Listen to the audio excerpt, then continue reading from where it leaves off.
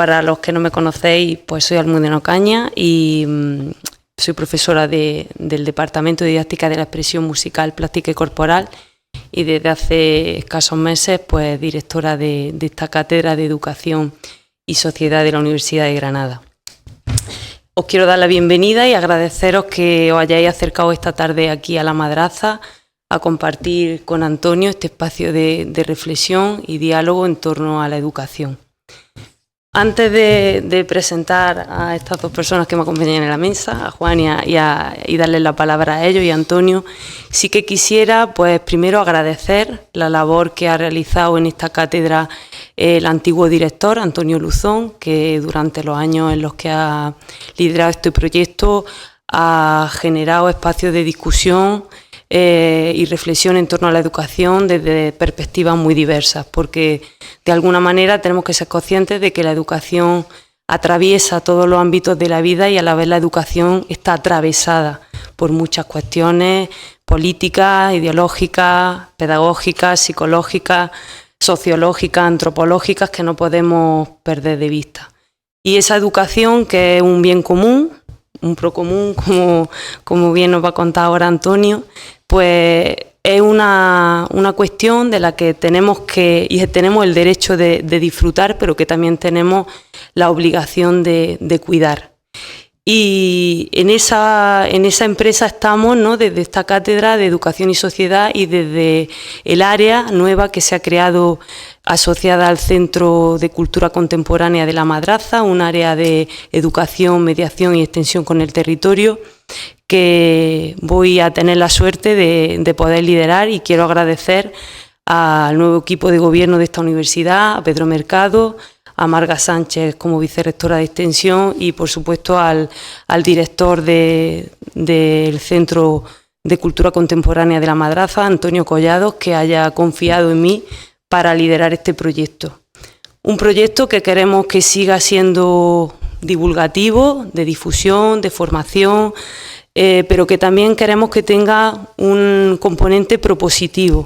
Queremos que desde aquí se generen proyectos que nos vinculen como comunidad, como sociedad, a través del arte y de la cultura, porque pensamos que la cultura y el arte es ese espacio donde podemos encontrarnos, donde podemos reconocernos, donde podemos pensarnos y pensar sobre ese mundo en el que vivimos y de alguna manera generar, ¿por qué no?, la transformación a través de procesos de emancipación.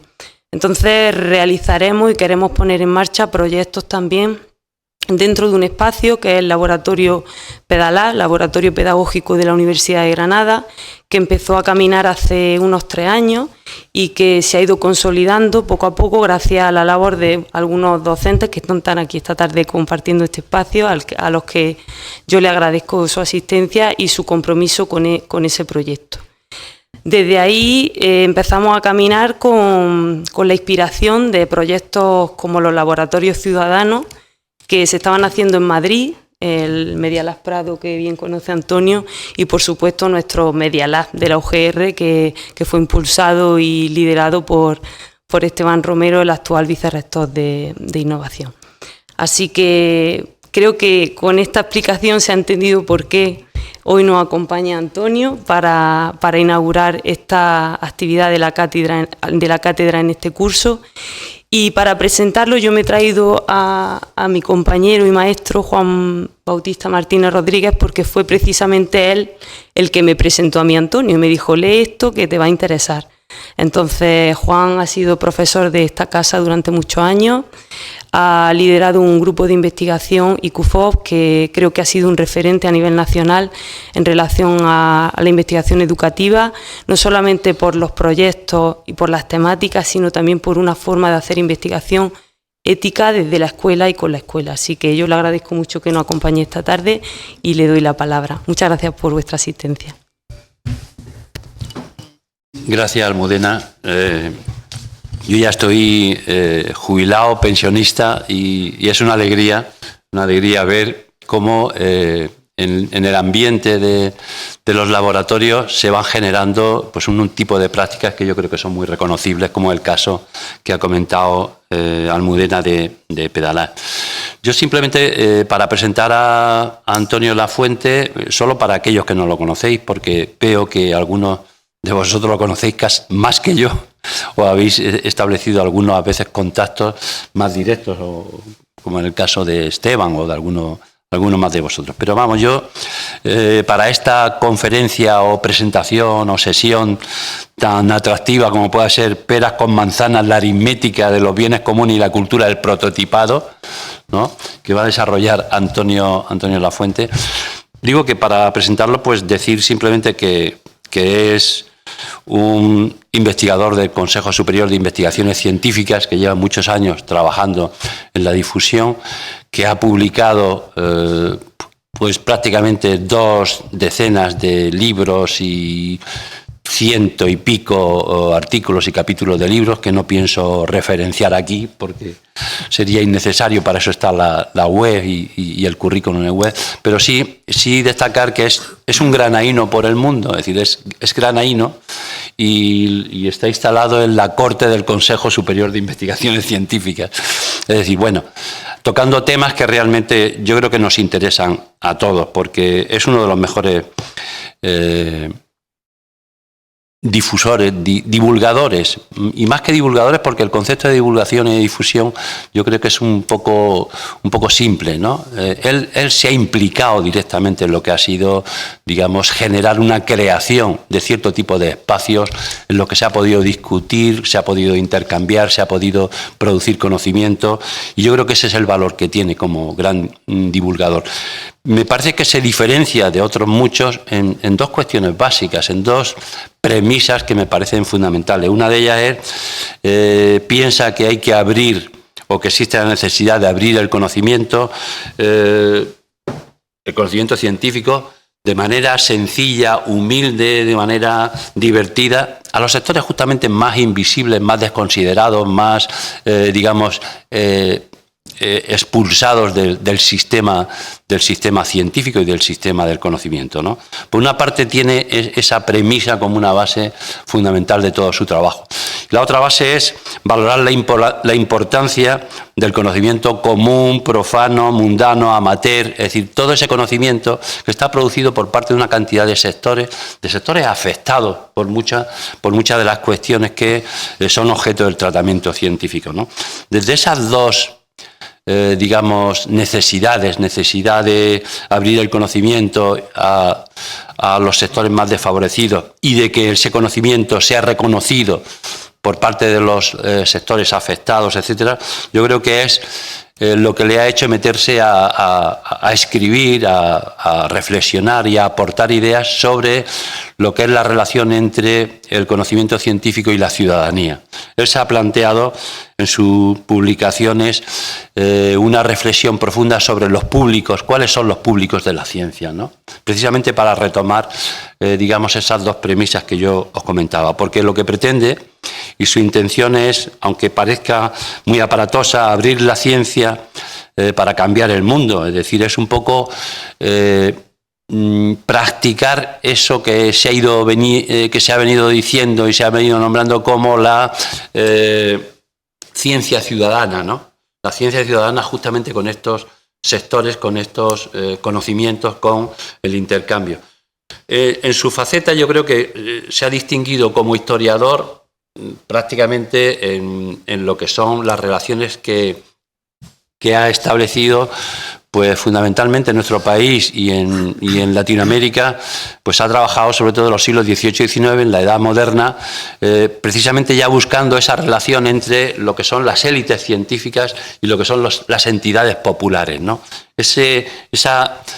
Digamos, ese núcleo de atención básico de los públicos de la ciencia ha sido objeto de su investigación desde la perspectiva histórica. Hay cosas como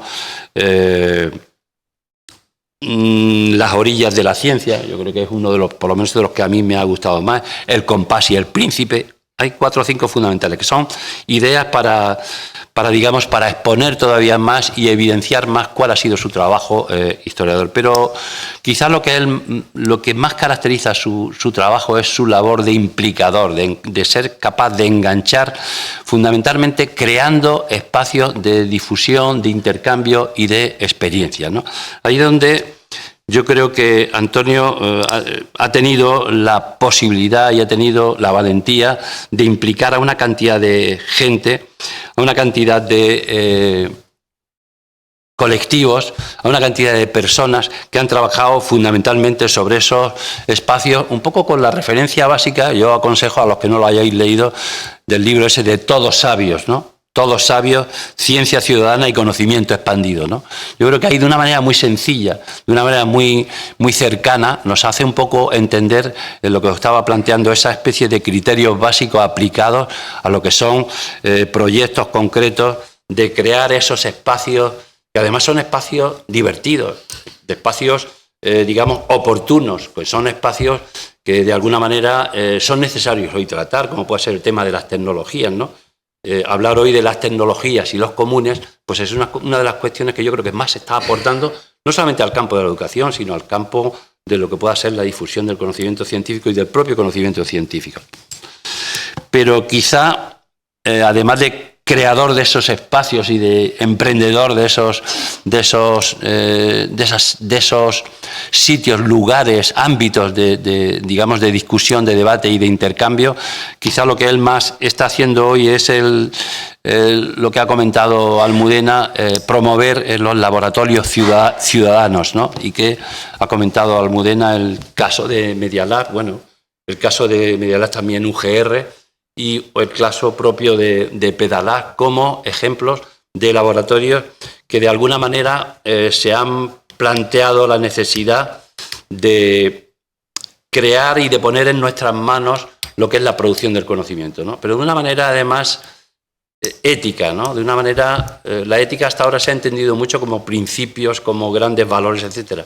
No, aquí, digamos, en el caso de estas experiencias de Media Lab o de laboratorios ciudadanos, la ética se ha entendido como una construcción común, colectiva, ¿no? En donde lo importante no es la divergencia, no es la controversia, lo importante es construir, precisamente hacer una construcción colectiva de lo que son los proyectos ciudadanos, ¿no?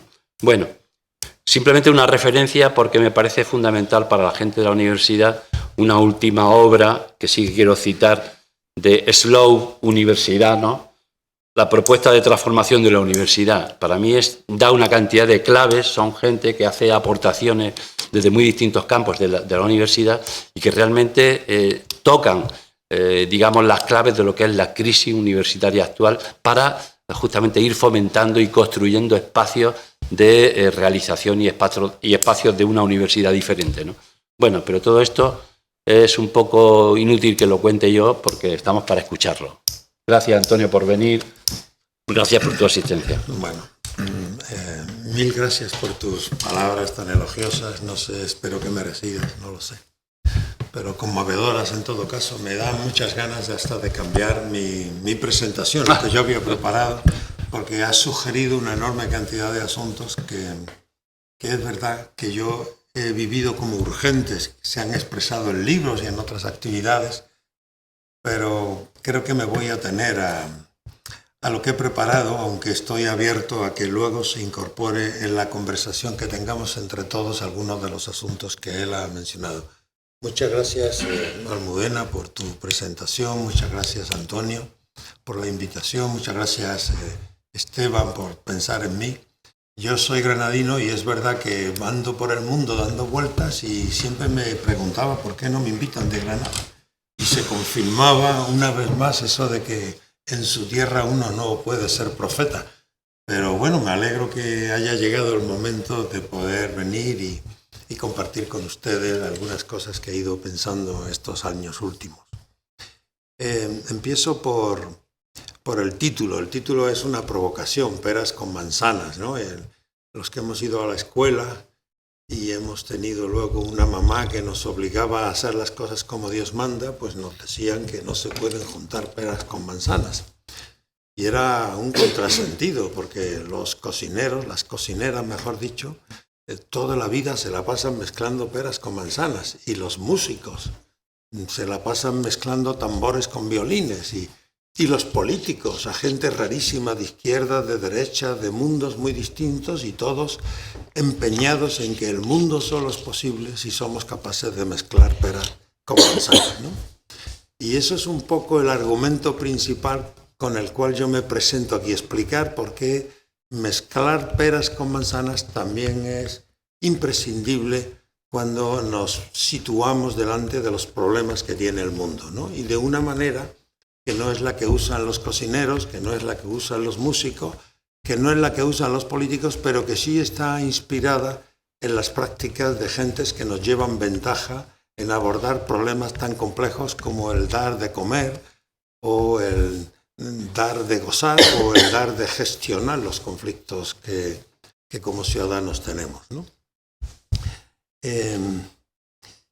Esta charla se anticipa algo que va a suceder mañana, que es un taller al que se asiste por invitación, y eso Almudena sabe a quién han invitado y por qué. Se entenderá que eso reclama también una logística compleja cuando termine de hablar, pero yo entiendo que esto es como una charla para los que van a participar, que entiendan cuál es la teórica que hay por detrás de una serie de prácticas que muchos quieren visualizar como si fuera una metodología, cuando yo lo que creo que es un estilo de vida que incorpora herramientas que con los años hemos aprendido a sofisticar y a ser cada vez más eficientes, porque los problemas persisten y las herramientas tienen que ser cada vez más eficientes, más adecuadas, más adaptativas a la realidad que tenemos. Hay un problema de fondo que es por el cual yo llego a estas cosas, ¿no? Y es que los problemas que se dan en la vida, en la calle, en la ciudad, en nuestras familias, son problemas que no suelen interesar en la academia. Y no suelen interesar en la academia no porque los académicos sean marcianos, sino porque se especializaron. Y al especializarse, pues trabajan en contextos de muy alta homogeneidad. Cuando se reúnen a hablar de algo, piensan que son eficientes si todos los que asisten han leído los mismos libros, van a los mismos congresos, utilizan la misma plataforma conceptual, y entonces sienten que esa es la forma de organizar adecuadamente un proceso colectivo de producción conocimiento. Pero sabemos que los problemas no se dan por asignaturas, no se dan por departamentos, no se dan por especialidades, se dan en su totalidad. Y la gente en la calle, en la vida, en el mundo, cuando tiene problemas, va y los resuelve sin pedirle permiso a los académicos. A veces lo hace sin tiempo, otras veces lo hace sin recursos, otras veces lo hace sin conocimientos, pero todos resolvemos todos los días los problemas que tenemos. Y cuando no sabemos cómo, nos buscamos la vida y vamos a conversar con los que pensamos que saben un poquito más, ¿no? Y lo hace la gente que tiene un restaurante que empieza a perder clientela, y lo hace la gente que tiene hijos y ve que sus hijos se están desencaminando, y lo hacemos todos los días. Todos los días producimos un conocimiento práctico útil que nos ayuda a resolver los conflictos que tenemos.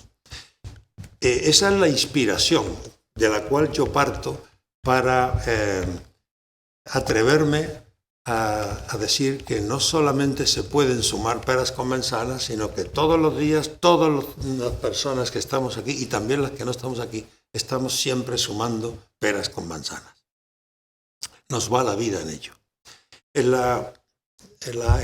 A continuación de esta primera parte del título pone la aritmética de los bienes comunes. Entonces aquí necesito unos minutos para hablar de los bienes comunes y entender. La aritmética, claro, es una aritmética contraria a la que los matemáticos se empeñan en enseñarle a nuestros niños, y tiene que ver con que solo un bien común solo es sostenible si quienes quieren cuidarlo están todo el tiempo sumando peras con manzanas.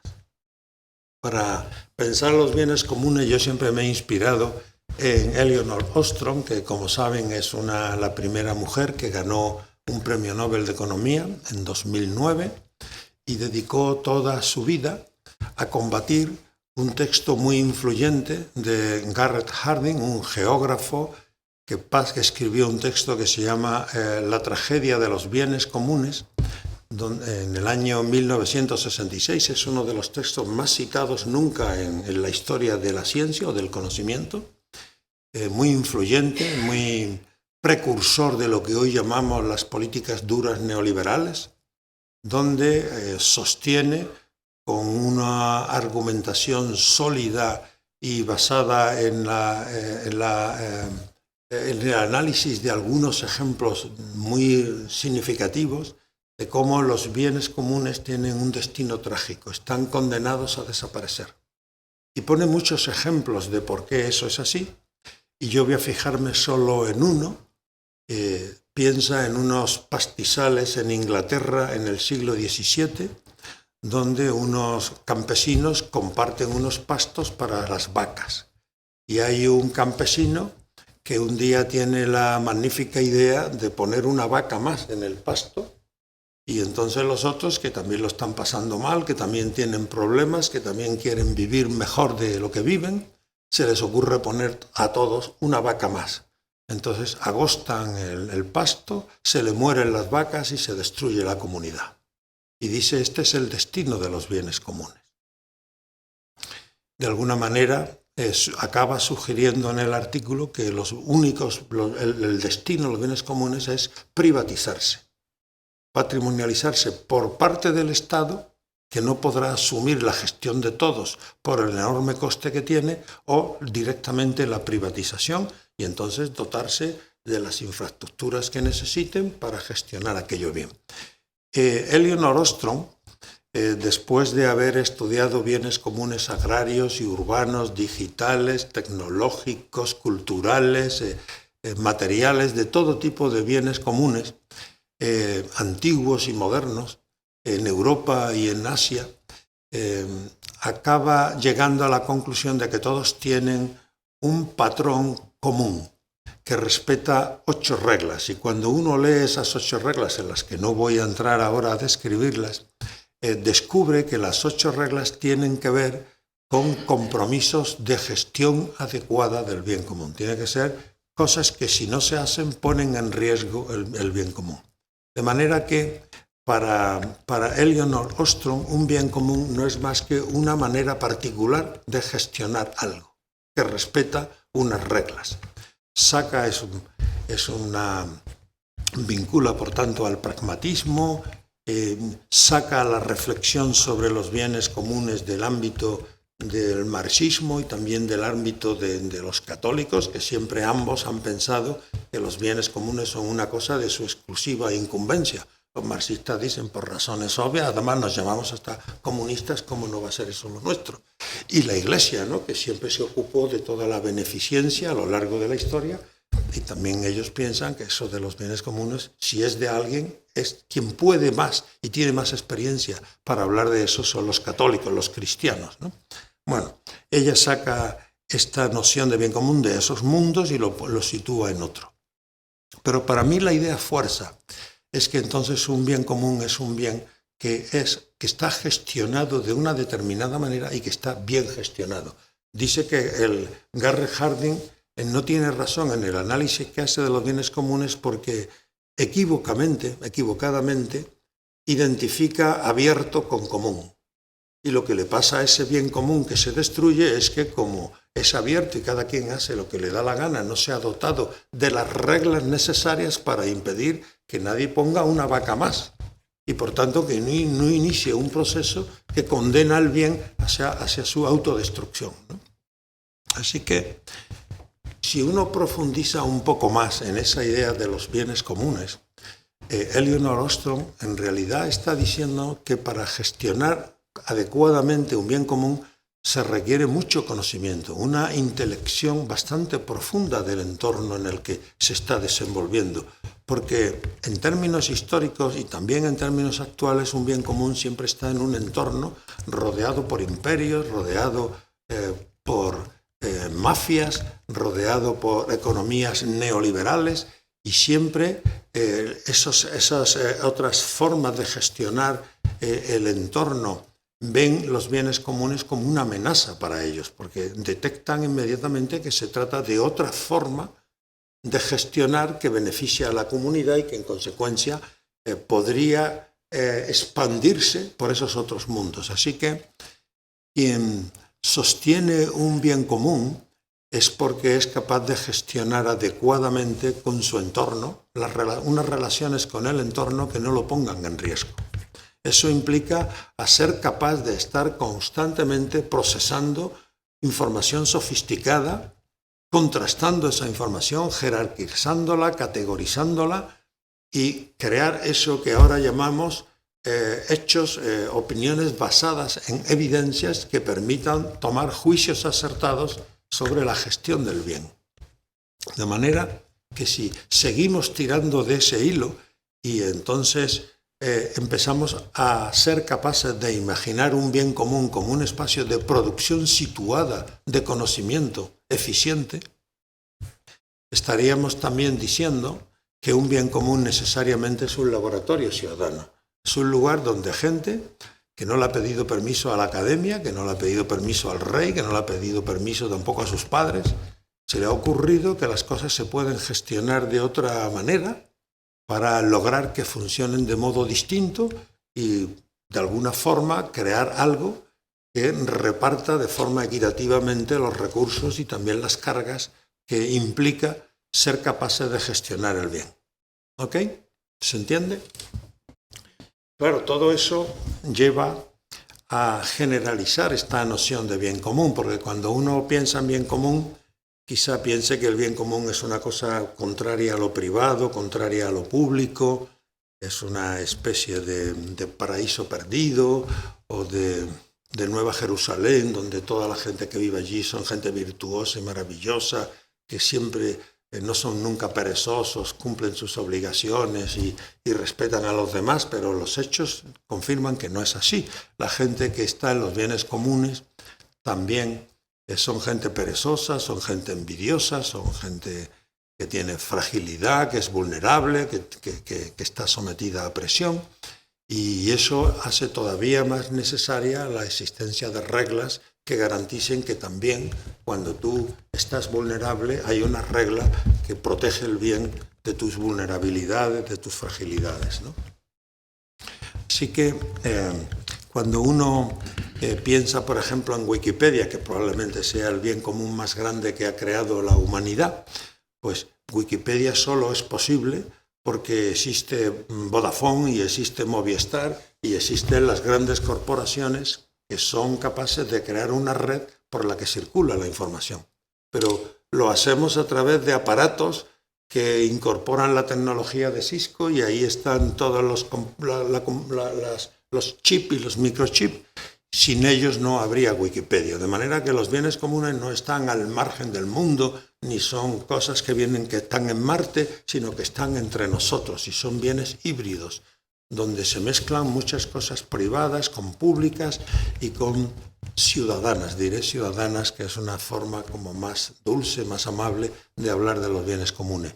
Y son parciales, son parciales. Wikimedia o Wikipedia es un gran bien común que es simplemente parcial, solamente opera sobre una parcela muy pequeñita del conocimiento y al mismo tiempo muy significativa porque está producida por la ciudadanía del mundo en general, ¿no?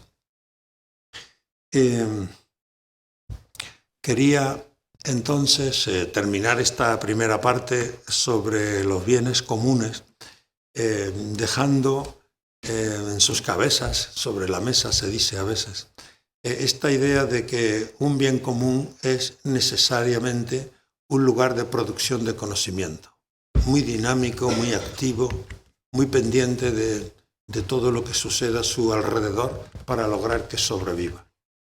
Esa capacidad para producir conocimiento contrastado y de resistir las presiones del entorno, que reclaman de alguna manera una capacidad también de contrastar las informaciones que circulan para quedarnos con aquellas que son más fiables, que son más verosímiles. Eso es lo que ocurre en los laboratorios ciudadanos. Eso es lo que ocurre en los laboratorios ciudadanos. Y a partir de ahora voy a explicar un poco cómo se hace eso en los laboratorios ciudadanos. Y paso a la segunda parte esta de las aritméticas conviviales o las aritméticas de los bienes comunes, que era la segunda parte del título. Y ya de alguna manera introduje el asunto cuando hablé de la importancia que tiene la heterogeneidad como un factor que se ha considerado un obstáculo para la producción de conocimiento, pero que es una realidad continua y permanente a la que nos tenemos que enfrentar y para la que ya en este momento sabemos mucho de cómo producir conocimientos en contextos de muy alta heterogeneidad, donde las personas que participan pues pueden tener motivaciones muy distintas, intereses muy diferentes y venir de culturas, de prácticas, de saberes también que inicialmente podría uno considerar que son incompatibles, que son inconsistentes entre sí. Pero los problemas nos afectan a todos, no solo afectan a los expertos, afectan también a los no expertos y desde la Ilustración hemos ido creciendo bajo la ilusión de que los expertos sabían cómo arreglar las cosas y hemos delegado en ellos toda esa responsabilidad sobre la gestión del mundo. Pero de un tiempo a esta parte, algunos dirán que mucho antes de lo que ya se hiciera popular, no está nunca claro si los expertos trabajan al servicio de los bienes comunes, del bien común, o al servicio de corporaciones. Cada vez es más difícil saber dónde termina lo público y empieza lo privado, y esa frontera cada vez es más porosa, y estamos legitimados para sospechar que necesitamos instituciones y gestionar las cosas de otra manera. Y la única manera que a mí se me ocurre es invitar a los no expertos a participar en la solución de los problemas. Si afectan a expertos y no expertos, ¿por qué solo pensar en los expertos? Claro que estoy hablando de problemas en donde una parte de la ciudadanía se pueda sentir incompetente, se pueda sentir concernida. Porque si vamos a hablar de neutrinos, pues ningún ciudadano tiene el menor interés en meterse en un proceso de participación para hablar sobre neutrinos. Y a nadie se le ocurre invitarlos. Pero si vamos a hablar de sufrimiento mental, o vamos a hablar de desarrollo urbano, o vamos a hablar de tantas y tantas y tantas cosas, pues es ridículo que despilfarremos toda esa enorme cantidad de conocimiento que llamamos experiencial, que es un conocimiento que está en los cuerpos, que nunca encontraremos en un libro. Es un conocimiento ese que la literatura académica le llama tácito. Es un conocimiento que por su propia definición no está codificado. Es un conocimiento al que nunca tendrá acceso, por ejemplo, la inteligencia artificial, que solo puede llegar allí hasta el conocimiento que esté codificado. El que no lo está, el que está en los cuerpos, que es abundantísimo, es un conocimiento que podemos comenzar a poner en valor. Es el conocimiento que uno tiene de su propio cuerpo, de su barrio, de su entorno, de su vida, en donde por supuesto no lo sabe todo, pero sí sabe mucho. Y ese mucho que sabe, ya hay en muchos lugares espacios de experimentación para tomarlo en cuenta. Podría dedicar ahora un buen rato del tiempo que me habéis regalado para hablaros, para poner algunos ejemplos donde eso ha funcionado, pero lo dejo para la conversación posterior si alguien los quiere escuchar y con mucho gusto los contaría. Pero créanme, hay una cantidad de literatura gigantesca sobre procesos de participación exitosa donde se ha tomado en cuenta el punto de vista de los ciudadanos, que es el punto de vista del conocimiento experiencial, no solo experimental, sino también experiencial. Cuando hablamos de incorporar a los concernidos, a los no expertos, a los que tienen algo que una persona que yo admiro mucho, Michel Calón, que ha dedicado gran parte de su vida a estudiar estas cosas, llama expertos en experiencia, que es un concepto que hace más porosa y más habitable, más hospitalaria esta frontera estricta que hasta ahora teníamos, que distingue el conocimiento experto del no experto, de los que saben, de los que no saben. Cuanto más estricta es esa separación, más autoridad tienen los expertos para mandar callar a los no expertos cuando toman la palabra en el espacio público, reprochándole que les están haciendo perder el tiempo, que no controlan, que en realidad no saben, que ese conocimiento es veleidoso, frágil, incontrastable. Y en esa convicción hemos permanecido por lo menos desde Descartes hasta muy recientemente, en donde contamos con experiencias que nos permiten imaginar otras formas de gestionar el conocimiento, sobre todo en algunos temas que son de una urgencia extrema y que todos están en la mente de todos, que tienen que ver con el clima, con la biodiversidad, con la enfermedad mental, con la migración, con las fronteras, cosas de las que llevamos varias décadas que no dejamos de hablar y que empezamos a experimentar como importantes.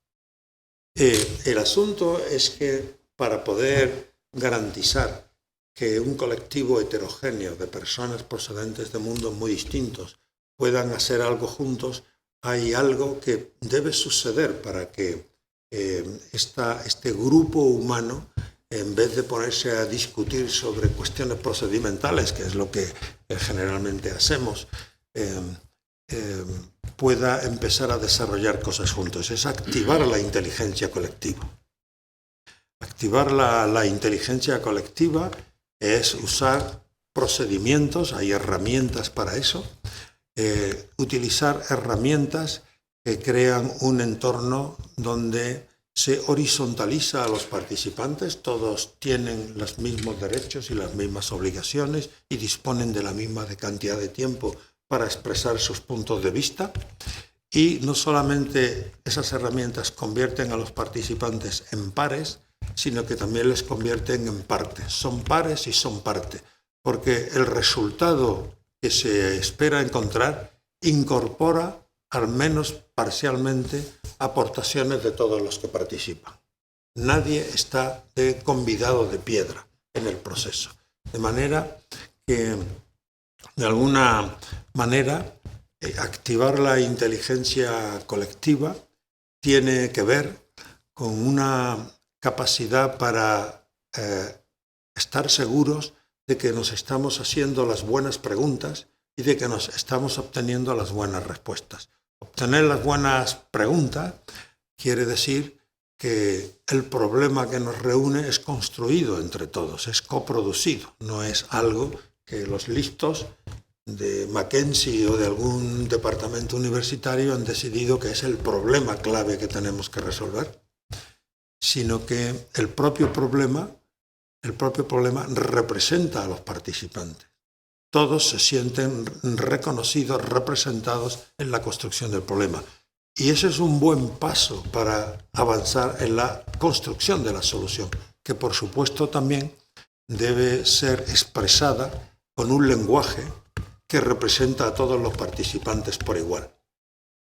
Y esa condición de buscar una definición de los problemas con un lenguaje que no excluye a nadie y que representa a todos los participantes por igual, es lo que yo llamo experimentación en los procesos de participación ciudadana. Encontrar ese lenguaje común, capaz de contener todas las expectativas, todos los saberes, todas las prácticas, todas las motivaciones que reúnen.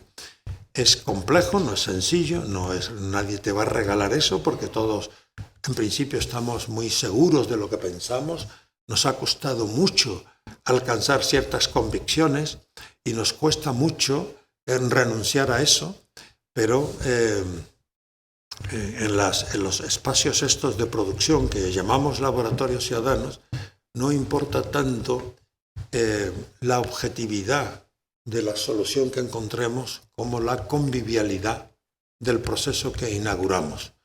No se trata tanto de saber quién tiene razón, sino de saber cómo esta comunidad puede progresar juntos, puede crecer puntos. En la academia, cuando uno piensa, ¿qué sucede cuando uno envía un paper para publicar? Que unos revisores lo leen y descubren en el lenguaje que utilizas si la forma en la que utilizas los conceptos puede ser asumida por la comunidad que de alguna manera vertebra aquella revista. De alguna manera, el trabajo de los revisores y de los editores no es más que estar seguros de que tú estás usando un lenguaje que representa a toda la comunidad en su totalidad y que no vale ir allí de ocurrencias, no vale ir allí a decir es que a mí se me ha ocurrido esto. Está muy bien que se te haya ocurrido, pero en esta revista solo te lo vamos a publicar si matizas mejor esto, si te haces cargo de que estás hablando en nombre de una comunidad, no en nombre propio. En realidad, lo que acabo de decir para los laboratorios ciudadanos no debería resultar tan extraño para los académicos que tienen el hábito permanente de asumir que solo es ciencia aquello que representa a la comunidad en su conjunto, no a un departamento ni a un colectivo particular.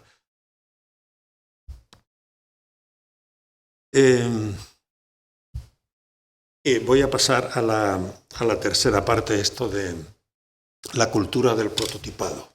¿Cómo se hace, cómo se logra que en un laboratorio ciudadano pueda funcionar y pueda producirse un tipo de conocimiento que yo llamo prototipo? Y claro, la palabra prototipo, cuando uno va a Google y le pregunta, encuentra que hay centenares de millones de respuestas posibles y todas ellas contienen alguna inteligencia, y yo no voy a hacer eso que hacen los académicos de hacer una reconstrucción del problema para estudiar su genealogía y luego al final quedarme con el sentido que yo entiendo que me representa mejor. Voy a actuar como hace la gente ordinaria cuando tiene un problema que busca una solución. Yo creo que una manera de definir lo que es un prototipo es definirlo como darle forma a un anhelo colectivo. Y eso implica que cuando ese colectivo se reúne, pues tiene que hacer un trabajo de construcción de un lenguaje común que le permita definir el problema y que le permita también luego buscar a la solución que represente a todo. Para entender mejor lo que es un prototipo, voy a distinguirlo de tres cosas que con frecuencia podrían confundirse. La primera es proyecto. Voy a distinguirlo de proyecto, de maqueta y de protocolo, que con frecuencia, cuando uno oye hablar a otras personas acerca de lo que es un prototipo, con frecuencia se mezclan unos conceptos con otros. Un proyecto es eso que hacemos no solo en la academia, pero en la academia tenemos mucha experiencia, que es que diseñamos una estrategia de actuación para cuando tengamos dinero, para cuando tengamos equipos y para cuando tengamos tiempo.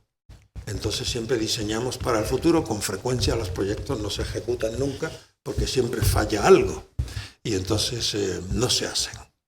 Un prototipo es algo que hacemos los que estamos aquí ahora, en este momento, con los medios con los que contamos.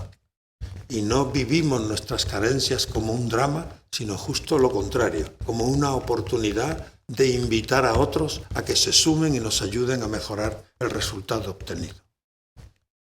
La cultura del prototipo se despliega en el mundo de la abundancia, nunca en el mundo de la escasez. Nunca falta nada, siempre tenemos lo que hay y con lo que hay operamos. Maqueta es eso que hacen en términos generales en los estudios de arquitectura, pero no solo, también en los de ingeniería, ¿no? Donde se le presenta a un cliente un resumen de lo que se va a hacer de una manera bonita, atractiva, inteligente, seductora, fundamentada, para que el cliente diga, yo quiero eso que me has presentado lo quiero, pues dime cuánto cuesta. En el mundo del prototipo, el prototipo es algo que se diferencia de la maqueta en que siempre viene validado. La comunidad de concernidos por el problema ha sido consultada, está incorporada al diseño. ha sido coproducido, de manera que no va buscando clientes, sino que lo único que está buscando es solucionar un problema con la gente que tiene el problema. Por supuesto, con los expertos también. Sin ellos no podríamos resolver apenas ningún problema que tenemos, pero sin olvidar a los concernidos. Así que vienen validados los prototipos, de origen nacen ya validados por la pequeña comunidad que se involucra en ella y que incorpora ese saber tácito experiencial que tiene la gente de los problemas de su barrio, de su cuerpo, de su mundo.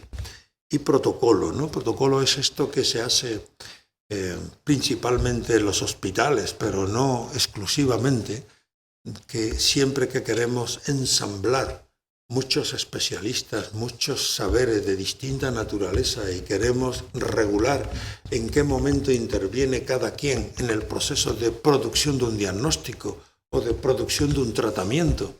Todo eso es muy complicado porque están en plantas diferentes, tienen jefes distintos, el tiempo vale dinero, hay que poner en qué momento y a quién le asignamos los costes de esta intervención. Creamos protocolos, ¿no? Creamos protocolos y esos protocolos los crean los que saben para aplicárselos a los que no saben. Los que no saben a veces se sienten víctimas del protocolo porque, en términos generales, con mucha frecuencia, los médicos, los ejecutores del protocolo miran a la pantalla para ver qué dicen las distintas analíticas que se han hecho del proceso. Ni siquiera miran al rostro de la persona. Y con frecuencia ahora ya, desde la pandemia, te dicen las cosas por teléfono, te las dicen por internet, o sea que no importa el enfermo, importa la enfermedad, ¿no? Y sobre esto hay toneladas de cosas escritas, pero yo en lo que me quería fijar es cómo el protocolo es una forma sabia, experimentada, sofisticada de articular equipos complejos, saberes de muy distinta naturaleza que alguien tiene que hacerse responsable de cómo se ensamblan entre sí sin competir y para resolver un problema muy serio que es un cáncer o que es algo que reclama una atención sofisticada. Los prototipos nacen de abajo arriba, es justo lo contrario. Son la gente que tiene el problema, la que crea el proceso que desemboca en ensamblajes de saberes múltiples porque de partida acuden a esos procesos participativos todas las personas a las que le aprieta el zapato. Y como les aprieta el zapato, tienen tiempo para ir a ponerse la tirita y tienen tiempo para perder. En cambio, en los procesos participativos que organiza la administración, las distintas administraciones por el mundo, tenemos toneladas de literatura que irían estas paredes varias de ida y vuelta varias veces que demuestran que son, en términos generales, son procesos que legitiman políticas que previamente ya habían decidido los que gestionan, los políticos en este caso. Son herramientas de legitimación de políticas más que herramientas de producción de conocimiento por todas las personas afectadas. Claro que cuando trabajamos con colectivos muy heterogéneos, las soluciones que vamos a producir necesariamente van a ser provisionales, inacabadas, incompletas, tentativas y en consecuencia no pueden más que ser abiertas, no pueden dejar de ser abiertas. Abiertas entonces quiere decir varias cosas. Una, que nadie tiene el derecho, el privilegio de cerrar el debate, de cerrar la conversación cuando cree que se acabó el año fiscal o se acabó la paciencia o se acabó alguna cosa que quiere que sea un bien escaso. Nadie tiene ese poder.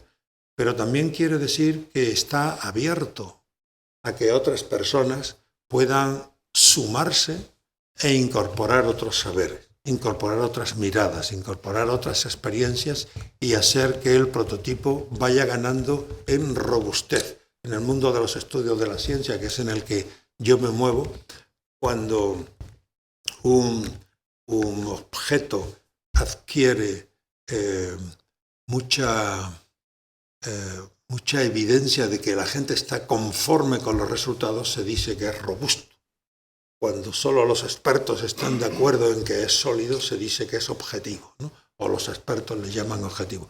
Esta tensión entre objetividad y robustez es interesante cuando hablamos en términos de laboratorios ciudadanos y en procesos de coproducción donde la heterogeneidad es la norma, es la constante. Abiertos, la incorporación de más talento hace que se ensanche el espacio público, cada vez los objetos representan a más actores, representan más sensibilidades, representan más intereses y eso va haciendo plausible la tesis de que en los procesos participativos, en los laboratorios ciudadanos, las soluciones están expresadas en unos términos que representan a todos los participantes por igual. Es decir, que no benefician a los que saben, que no benefician a los blancos, que no benefician a los hombres, que no benefician a los listos, sino que de alguna manera incorpora las necesidades, las expectativas de todos los que han estado involucrados.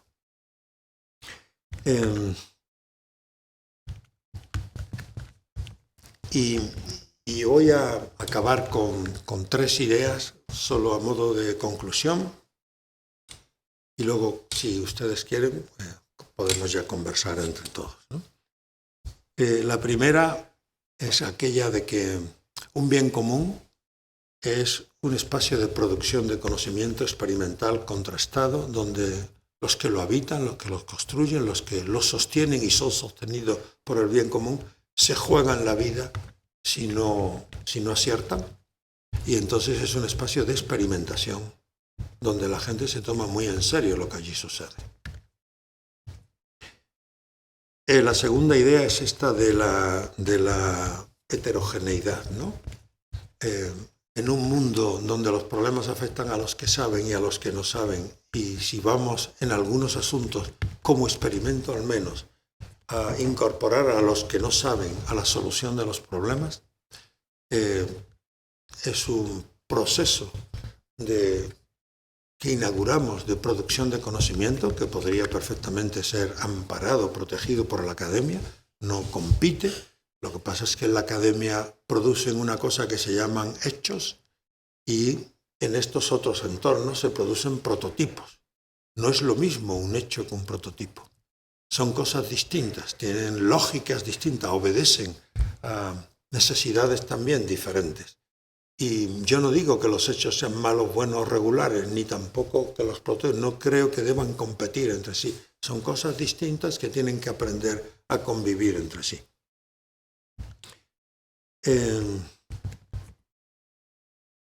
Y ya la última idea, que la he repetido varias veces y que me sigue pareciendo, a pesar de que la haya dicho varias veces, importante volver a recordarlo una vez más, aquello de que las soluciones tienen que poder ser expresadas en un lenguaje que represente a todos los participantes por igual, como seña de identidad de lo que a mi juicio es un proceso de experimentación en esos entornos que yo llamo laboratorio ciudadano. Al que no le guste la denominación, que busque otra, porque los laboratorios ciudadanos, tal como he contado aquí, no son una cosa que me he inventado yo. Es una cosa que existía porque bienes comunes existen antes de que hubiera capitalismo y antes de que hubiera comercio y antes de que hubiera tantas cosas de las que nos sentimos legítimamente orgullosos y que ya tuvieron que enfrentarse a la solución de problemas sin destruir a la comunidad. O dicho todavía de una manera más radical, siendo el soporte de la comunidad. Nada más. Muchas gracias.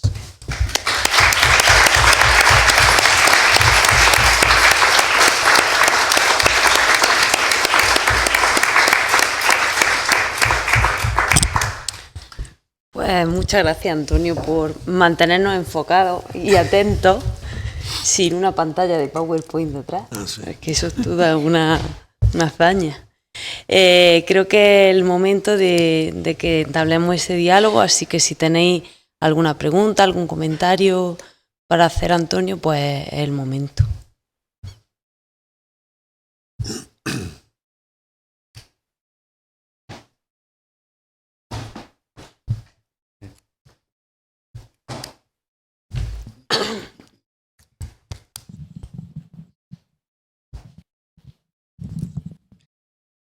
Hola, Antonio, gracias por tu conferencia. Ha sido muy interesante escucharte. Mira, quería preguntarte, yo viví de cerca los Laboratorios Ciudadanos de Arte y Cultura en Madrid, que se desarrollaron en el 2016-2017, y puedo constatar que fue una experiencia muy poderosa de entender lo sofisticado que era el conocimiento colectivo que había ahí, en el que se congregaron un montón de agentes, expertos y no expertos, ya que has utilizado como esa división, ¿no? Desde artistas, productores culturales, curadores, pero también había agentes que no tenían que ver tanto con la profesionalización del arte y la cultura, sino gente que venía de los movimientos sociales. Y lo que se contrastó allí, yo creo que fue muy interesante a efectos, también participaron agentes del resto del Estado, o sea que no solo había gente del contexto de la ciudad de Madrid. Y lo que se constató allí era muy, muy rico en términos de propuestas, de prototipos, pero claro, ¿qué sucedió? El ayuntamiento, que había creado los propios laboratorios ciudadanos, tuvo muchas dificultades para poner en marcha esos prototipos, pues porque había efectos que torpedeaban desde dentro, por ejemplo, técnicos que tenían un nivel medio-alto en la constatación de que esos procedimientos, esos prototipos se podían llevar a cabo, y luego además se tardó mucho en claro, como las cosas llevan mucho tiempo, las cosas que tienen experiencia, se tardó mucho en llevar a cabo ese procedimiento, pues luego hubo un cambio de ayuntamiento conservador y el nuevo ayuntamiento canceló por completo la posibilidad de llevar a cabo esos prototipos. Entonces te quería preguntar por la dificultad que implica de verdad escalar hacia arriba, desde abajo, en términos de la ejecución política, incluso cuando tienes el poder, ¿no? O el poder te es favorable. Está bien, muchas gracias. Muy buena pregunta, sobre la que he pensado mucho. Media Lab apostó por un modelo de innovación muy particular y muy distinto al que en este momento es hegemónico en el mundo. La innovación para mí son dos momentos. Uno es el del aprendizaje, el de la experimentación, y luego a continuación el momento del impacto, del desarrollo. El momento Media Lab optó por no tener nada que decir ni intervenir jamás en la segunda parte, en la parte de impacto. Cómo hacer que los prototipos que allí se desarrollaban pudieran recibir financiación privada o pública para que se desarrollaran. Optó por eso. Hizo lo contrario de lo que nuestras universidades, no solo en España, en todo el mundo, creo, están intentando que los dos momentos de la innovación se fundan en uno solo, y siempre es en detrimento de la primera parte, la parte de aprendizaje, la parte de experimentación, que vinculándolo a la terminología que he usado en mi charla, es ese momento de inmersión en el que nos preguntamos si nos estamos haciendo las buenas preguntas o no las preguntas que nos impone el jefe, o las preguntas que nos impone el sistema como preguntas interesantes, ¿no? Que es lo que suele ser más frecuente en los procesos de innovación. Media Lab optó por solo ser un actor decisivo, yo creo, y yo fui cómplice de eso. Siempre tuve mis reservas, pero siempre estuve en minoría en Media Lab. Y nunca quiso dar el paso hacia esa otra segunda fase, condenando a las personas que se nos acercaron a tener que buscarse la vida por fuera, no dándole importancia a un hecho que para mí es incuestionable, y es que la gente tiene derecho a vivir de sus producciones, de su creación, modestamente si quieres, pero derecho a imaginar una forma de vida posible a partir de construcción de creaciones colectivas. Es muy discutible, pero como estamos en la universidad, no quiero terminar ahí mi reflexión, quiero dar un paso más. Y es que una universidad, tal como la hemos heredado, es un espacio de producción de conocimiento, de aprendizaje, que también por las presiones del entorno cada día está obligando más a sus profes, a sus investigadores, incluso a sus alumnos, a que piensen en los resultados, en la rentabilidad de los resultados, en los retornos de los resultados, ¿no? Ya lo hacen con la producción de paper y lo van a hacer pronto los que no lo estén haciendo ya en otros ámbitos.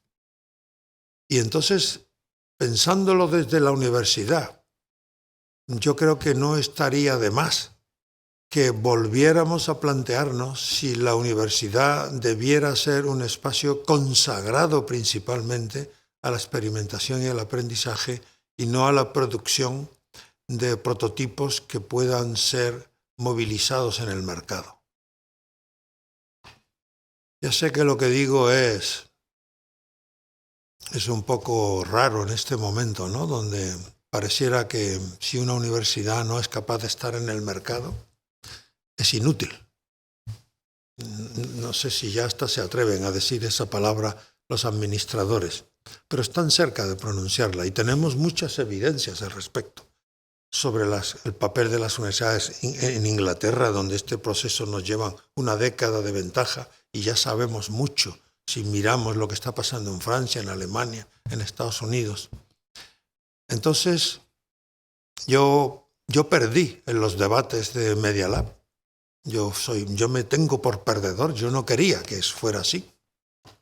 Yo quería que creáramos otra cosa, no en el mismo edificio, en paralelo, donde la gente cruzando la calle entrara a ese otro lenguaje que es el de cómo hacer un blueprint, cómo construir una marca, cómo hacer un modelo de negocio. Yo quería que las gentes que se nos acercaran a Media Lab también aprendieran eso, no en el mismo edificio, pero en uno al lado, y con puentes que nosotros les ayudáramos a cruzar.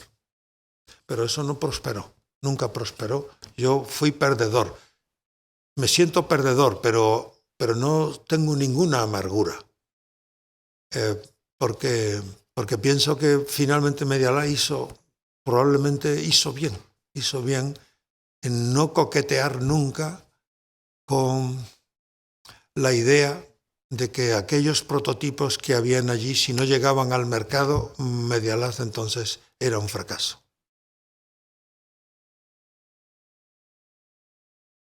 Ya que sé que no tengo una respuesta, pero sí tengo mucho que decirte al respecto.